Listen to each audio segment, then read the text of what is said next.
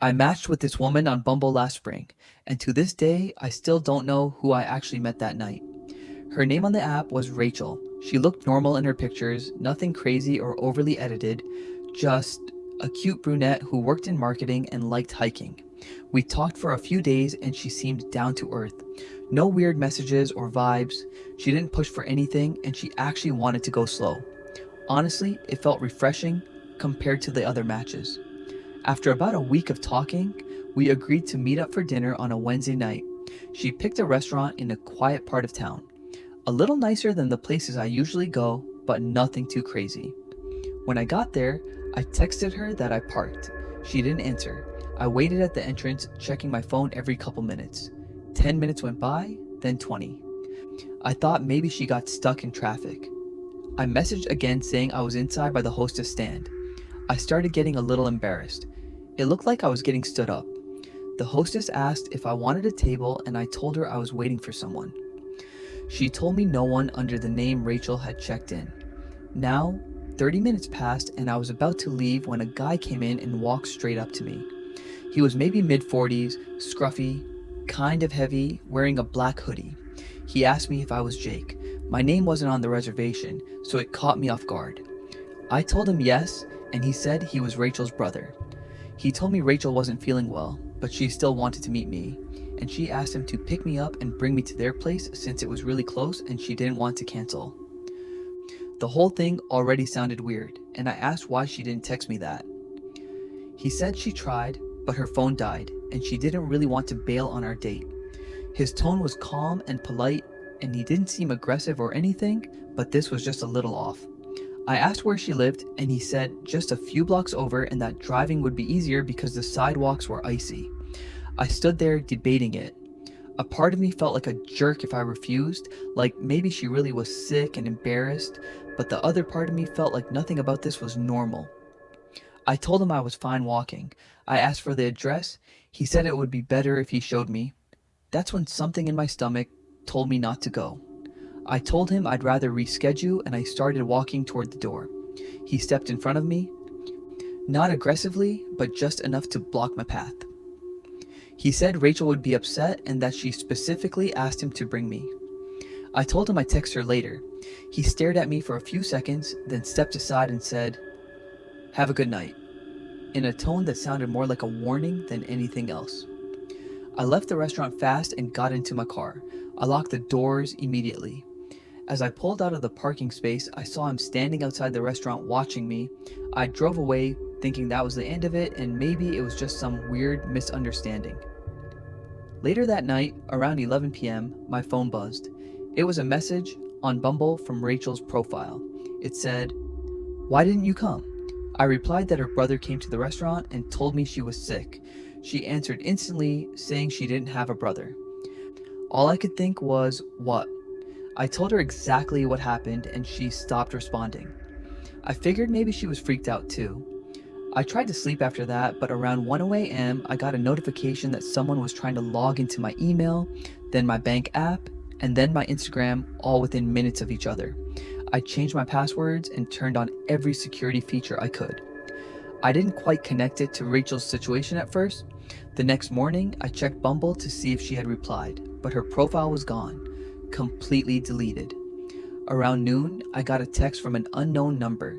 It said, "You should have come with me." I showed the text to my roommate and he told me to block the number and report it. I blocked it, but the messages didn't stop. New numbers kept texting me, different area codes. Each message was something short and vague, like, "We saw you. Next time, don't waste my time." And, "You made it harder for yourself." At one point, a message came through that used my full name. Not the name I used on Bumble, my real legal name. I didn't answer any of them. That night, while I was home alone, someone knocked on my apartment door. I was on the couch and I could not move. After a minute of silence, there was another knock, harder this time.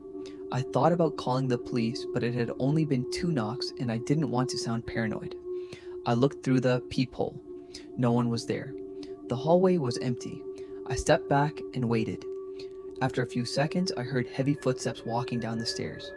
The next day, I called the restaurant and asked if anyone matching that guy's description had a reservation or had checked in around the time I was there. They said no. I asked if anyone had been standing around outside, looking in, maybe waiting for someone. The hostess told me one of their servers actually mentioned a man in a hoodie pacing back and forth outside for almost an hour before I arrived. She said they thought he was waiting for someone, but he never went inside until he walked directly up to me. I didn't tell her the rest. I felt sick thinking how long he had been watching the entrance. I reached out to the local police and gave them the number that had texted me first. They weren't able to trace it to anyone, and since no crime had technically been committed according to them, they couldn't do much. I deleted Bumble. I changed my phone number and I changed all my passwords. Things were quiet for about a week. Then one night, when I was taking the trash out behind my apartment building, I found a folded piece of paper shoved under the handle of the dumpster. It had my name on it. I opened it. Inside was a printed photo of me from the night of the supposed date. Me standing inside the restaurant lobby looking at my phone. The angle was from outside the window. Someone had watched me the entire time. On the back of the photo, it said, "You." I couldn't sleep for days. I started staying at friends' houses. Every little sound made my heart jump. A few days later, I checked the dumpster again and found nothing. I became really hyper aware of my surroundings. Eventually, the messages and everything stopped. Or maybe they just stopped showing themselves to me. Maybe they were still watching. The only thing I know is that the person I met that night was not Rachel's brother because Rachel didn't exist. Someone made the entire profile from scratch. Someone created her just to lure somebody somewhere. Someone was expecting me to leave that restaurant with them. And the worst part is that I still don't know who he was. I have not been on a dating app since. I feel like I was supposed to disappear that night. And the only reason I didn't was because I trusted my gut at the last second. After turning 30 years old back in January, I started getting sick of being single. I hadn't been in a real relationship in several years and I wanted to get back out there. I had always resisted online dating, but I eventually decided to bite the bullet and download the dating app Hinge. After a few days of using the app, I did end up with several matches, but none of them ever amounted to anything. One Monday night, I was chilling at home watching hockey when I got a phone notification from Hinge saying that I had matched with a girl named Rebecca. Her profile looked legit. She had a photo of herself at her job, a short video of her and her friends at a bar shooting darts, a picture of her at an outdoor concert, and a regular selfie of just her face. I thought she was very attractive, so I messaged her. Before long, we were having a nice conversation about our respective jobs and hobbies. She seemed cool and normal, so I asked her if she wanted to meet at a local arcade bar that Friday. She took a while to respond, something like 4 hours. At about 1 a.m., she finally got back to me and agreed to the date. After our plans were set, I didn't hear from her at all for 4 days until literally 30 minutes before our date. She sent a text that just said, "On my way at our agreed upon time." I pulled up to the bar and was immediately surprised by how slow the place looked. This was a Friday at 8 p.m., and this bar only had 2 cars in their parking lot. I pulled into a spot right by the front side of the bar. Mere seconds after I put my car in park, I got a text from Rebecca saying that she was having car trouble and that she was parking on the other side of the bar. This immediately struck me as super suspicious since the other side of the bar was nothing but a few dumpsters and a fence that separated the bar from the woods. It didn't make any sense how she would even end up back there. I tried calling her, but after one ring, it went to voicemail. I hung up and immediately received another text from her that said, "Please just come around back and help with my car." Alarms were going off in my head, but I wasn't immediately sure what to do. I sent her a text that just said, "This doesn't feel right, I'm leaving." I know that sounds a little dumb in retrospect, but I was seriously unsure of how to handle the situation. After sending her the text, I put my car in reverse and started leaving the parking lot. As soon as I was about to turn off the lot, 2 men in ski masks came running out from behind the bar straight towards my car. They didn't appear to be holding any kind of weapon, but I was definitely not going to wait around any longer to find out. I sped off all the way back to my apartment. Once I got back home, I noticed that there was a big dent on the top of my car's trunk, as if one of the guys had thrown a large rock at my car as I was speeding off. I didn't even notice a heavy object hitting my car. That's how scared I was in the moment. I called the police and told them the whole story, but at the end of the day, there wasn't much they could really do. They said they would keep me posted if any leads came up, whatever that means, but I haven't heard back from them. Weirdly, this didn't totally scare me off dating apps since I figured the odds of that happening again are very slim. Still, I'm much more careful about meeting people off of them, and I make sure to call or FaceTime women before meeting them. I still remember that stretch of 2024 like it was yesterday. Humid city nights, cramped condo living, and the constant hum of anxiety sitting in my chest because the board exam was only a few months away. I was staying in a small condominium in the city with my 3 friends. All of us were buried in review materials, practice exams, and the occasional emotional breakdown disguised as a coffee break. And like every other stressed out 20-some stuck between obligation and burnout, I thought it would be a great idea to distract myself with someone new. That's when I met him. Let's call him Michael. I don't know if it was the boredom, the loneliness, or just the fact that I was tired of thinking about formulas, but I found him attractive right away. He was charming in the beginning, calm, funny, the type of guy who replied fast but not too fast. It was as if he mastered the perfect balance of interest and chill. We started talking every day and then every night, and before I could fully process what I was doing, we were dating, or at least something that felt like dating. Michael was at first everything a sane person would want: respectful, attentive, a good conversationalist. We would be on calls for hours while I lay on my thin condo mattress, staring at the ceiling and listening to his voice fill the room. The only weird thing was that he never showed his face during our calls. He claimed his phone had been stolen and the laptop he was using didn't have a functioning camera. I didn't question it at first, but slowly little red flags began popping up like notifications I kept swiping away. The biggest one, the way his tone changed whenever the topic got even remotely intimate. Out of nowhere, this man would ask me for explicit selfies every single time. I shut it down firmly every time. I wasn't comfortable with that, especially online. I told him that straight, but it was like talking to a dog in heat. No, scratch that. A dog in heat at least has the excuse of being an animal. This guy, he was worse because he knew exactly what he was doing. We'd argue about it a lot. He'd push, I'd refuse, and he'd sulk. Sometimes he'd apologize, sometimes he'd respect my boundaries, only to ask again the next day like we didn't just fight about the same thing. The cycle became exhausting, and yet, despite all of that, I still wanted to meet him in person to see if this connection was real or if I was just romanticizing a voice on the other end of a screen. But every time, and I mean every time, I suggested meeting up, he had an excuse. He had errands, he was busy, he didn't feel well, his schedule was full, he wasn't in the city, he had a family thing, he had an emergency, or the classic soon. It was always soon, but soon never came. And somewhere between the late night calls, the excuses, the constant sexual pressure, and the growing pit in my stomach, something in me began to shift. Something wasn't right with Michael, and I felt it long before I admitted it. My friends had been warning me for weeks. Every time Michael dodged a meetup, every time he gave some vague excuse about his broken camera, every time he pushed for explicit photos, but refused to show so much as half his face, my friends would exchange looks. Does he not show himself on video call at all? One of them asked one night while we were reviewing in the living room. Not even a quick flash of his face, another added. I shrugged. His phone got stolen. I reminded them for maybe the 10th time that month, and his laptop camera's broken. They stared at me like I had just announced I believed in unicorns. Marie, come on. One of them said gently. If he really wanted to see you, he would find a way.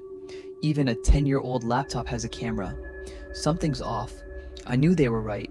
Deep down, I felt it too. But I kept defending him. I kept telling myself he wouldn't call me every day if he wasn't serious. I kept insisting he was just going through something personal. I kept believing the version of the person he pretended to be. Then came December, weeks before Christmas. With that stupid mix of hope and denial swirling in my chest, I finally told him, "Come over, meet my family, spend Christmas with us." He sounded thrilled. He said yes instantly, no hesitation or excuses. For the first time, I let myself believe that maybe everything would pay off in the end. I pictured a sweet Christmas morning introduction, a cheesy meet my boyfriend moment, a fresh start, maybe even something real. But the day before our meetup, everything shattered. I remember sitting on the condo couch reviewing flashcards when he called me. His breathing was shaky and uneven. At first I thought he was just stressed, then I realized he was crying. "Can we talk?" he whispered. Something in me went cold.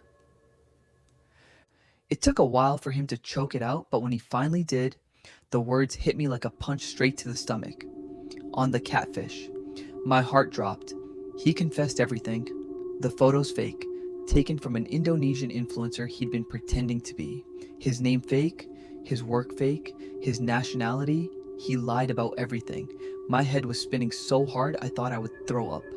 I felt my skin crawl and my face drain of color.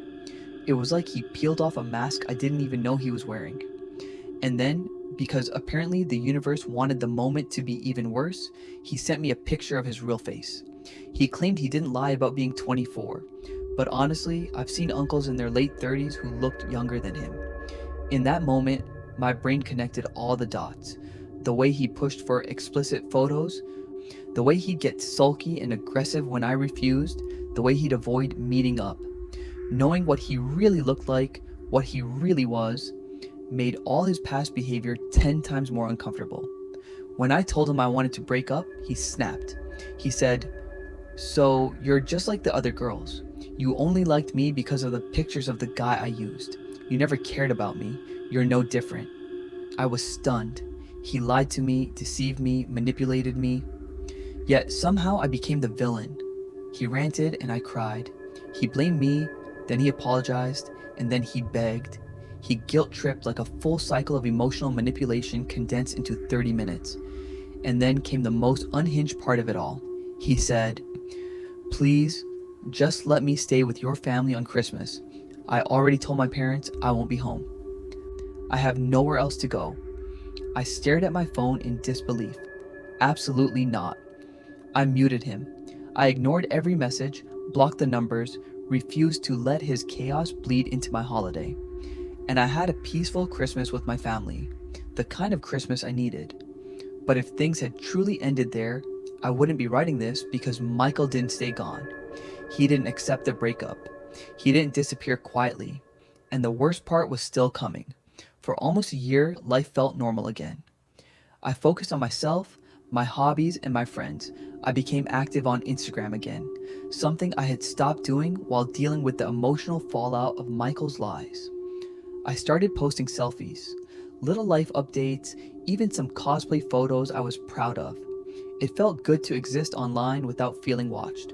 But the one thing I forgot, Michael and I still followed each other. It didn't even cross my mind until it was too late.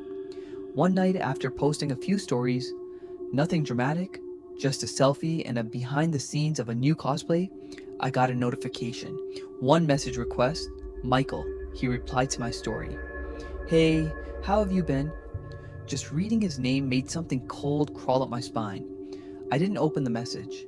I didn't even breathe for a second. I just locked my phone and tossed it aside like the words would burn me if I looked at them for too long. I tried to ignore it, but the notifications kept coming. Every few hours, another message. Eventually, I got so sick of it. I opened our chat, and the moment I did, my entire body went cold, because sitting there sent just minutes earlier was a photo of the front of our house. My parents weren't home. I felt like the air was being sucked out of my lungs. My fingers moved on instinct. I locked all the doors in the house, ran upstairs, shut my bedroom door, and locked that too. Then, I called the police. While I was on the phone trying to speak without my voice cracking, I heard knocking, pounding. He was outside and yelling my name. He yelled, "Please just open the door, we can talk." His voice was desperate and unhinged, a tone I had never heard before. I held my phone so tightly I thought it might crack. I crouched beside my bed, trying not to make a sound while the dispatcher kept me calm step by step. We're on the way. Don't come out. Stay on the line. It felt like hours, even though it was probably just minutes. Thankfully, we lived close to a police station. I heard footsteps outside, an officer shouting, and then finally silence. They arrested him. When they came to the door to check on me, I finally unlocked it, still shaking. The officer who talked to me had a serious look on his face. The officer told me he was holding a knife. I had to grip the doorframe to stay upright. He came to my house with a knife. I didn't know if he meant to threaten me, or hurt himself, but none of the possibilities made me feel any better. They were all terrifying. Because of that, I had no choice but to tell my parents everything. Every lie he told and every red flag I ignored. They scolded me, of course, for trusting someone online and for hiding it from them. But underneath the worry and anger, they were relieved that I was alive. My mom hugged me like I came home from war. Thinking back on the words "he was holding a knife" still give me the chills. I've never been a big dating app guy. Maybe a little bit in college, but mostly Tinder when I was messing around. After that, I had a 4-year relationship. I didn't really know how to go out and flirt anymore. I didn't really have game anymore, so I was on Tinder for a bit, just testing the waters as a freshly single guy for a bit and going out with my single friends a lot. But when it came time to start seriously dating again, the easy answer was, of course, a serious dating app. Hinge was the one everyone recommended for finding quality women looking to actually date. So I got on there and I got a few matches in the first few days. One was a really pretty girl named Jenna. She was this short Italian L-looking girl with black hair, tan skin, and she looked like she worked out. We seemed to hit it off immediately in the chat. After like 10 messages from both sides, she asked for my Instagram, saying she hates opening the Hinge app and would rather talk there. So I gave it to her, and moments later, I got a follow request from her account. Her username was JennaX1 with 3 A's or something like that. She had like 2,000 followers, she followed 200 people, and she had 2 posts. Both posts were her taking a selfie in the mirror, but she admittedly looked good. The post got a lot of likes and comments. All thirsty looking guys by the looks of it though. She had a story up and I clicked on it, and it was her at the gym taking a mirror selfie. Also looked good. She DM'd me right away and we took the conversation from there. We continued talking about the same stuff we left off at, the gym, traveling, and we found that we related pretty well. And surprisingly, we agreed to meet for a spontaneous drink at a bar in town that night. She said she was in the same town as me, which was convenient. So we planned for 9 p.m. I knew the bar we were going to quite well, and I kind of knew the bartenders, so I decided to go a little early. The bar was slightly busy, but there were open bar stools at the bar, so I sat at one, seated away from people. It was like 8:50. The usual bartender came over and greeted me, and she gave me an espresso martini. I casually took some sips and DM'd Jenna that I was there, but that she can take her time. Then I went through her profile a little more. I went to her tag pictures. There were none. I went through the comments again, and there truly was not a single comment from a female. It was all dudes. I hope that wasn't a red flag that she got around. Then, around this time, a man sat down on the bar stool next to me and greeted me saying, "How you doing?" And I nodded with a smile. I went back to looking at my phone, but the man next to me continued to engage in conversation. He asked if I come to this bar often because he recognized me. This is when I took a closer look at him. He was maybe like 38, just slightly gray, kind of overweight, and a patchy beard that he definitely should have shaved. I didn't recognize him at all though. I told him, "Yeah, I come here once in a while." He then reached out his hand for a handshake and introduced himself as Rob. Oh, brother, I thought to myself. I wasn't in the mood for this, but I shook his hand and introduced myself as well. Around now, the bartender came over and said, "Finally decided to get a drink." I seated this guy. He gave a weird, subtle laugh, but that kind of made me think for a bit. Was he already here? And he just came up to the bar to talk to me. I DM'd Jenna again, saying, "Help me. This weird guy I think is hitting on me." As a joke, but I realized my previous DM to her was left unseen. I asked her if she was on her way. Then I went back to looking at her profile and I decided to check her following list, and I realized she didn't follow a single female, only dudes. What kind of girl doesn't follow any of her girlfriends? This was weird. Was I catfished? The annoying guy to my right kept trying to talk to me. I had to tell him 1 second, please. As I tried calling Jenna through Instagram, she didn't pick up. It was past 9, and it seemed like she was ghosting me, and I also just felt like this profile was fake now. I went to Hinge to find that her profile was gone like I expected. Yep, I got catfished. I asked the bartender for the check, and then the Rob guy said, "Leaving already? Where are you from?" I said, "Yeah, I got to get going." I didn't care to explain the situation to this guy. To be honest, I was kind of annoyed at how outwardly he went out of his way to talk to me. As I got the check, this guy would still keep trying to talk to me, even telling me I should stick around and that the hot chicks come around this time. I thought he was weird, and I was kind of just being short with him at this point. I may sound like a douche, but if you met the guy and experienced the way he approached, you'd have been annoyed, too. As I said bye to the bartender and turned to leave, I felt a tight grip on my left wrist suddenly. I turned to see the man had his hand wrapped around my wrist. I said, "What the are you doing?" Loud enough for other people to notice and turn their heads. He started whispering to me and making a weird face. He said, "I'm Jenna. I'm sorry. Please don't go." I felt disgusting, like I needed to take a shower. I felt like throwing up. I felt violated. I broke free of his grip and hurried out of the bar to my car. It was a quiet drive home. I didn't play music. I didn't call anyone because I was still taking it in and it felt embarrassing. When I got home, I collapsed into bed and stared at the ceiling for a bit, just absorbing what happened. I went to Instagram to go block the Jenna account, but it appeared he already blocked me or he disabled the Instagram account entirely. This quickly became an experience I just wanted to put behind me. I turned on the TV and just tried to move on. I'd tell people tomorrow, and after I turned off the light is the part that made me hate having a bedroom on the first floor. There was an aggressively loud bang on my window. The blinds were closed and I couldn't see to the other side. Instead of yelling, "Who's there?" I decided to stay quiet. I watched the blinds in horror, and then there was a voice on the other side. A man's voice saying my name, Scott, over and over again. I refused to acknowledge it, but he knew I was in there.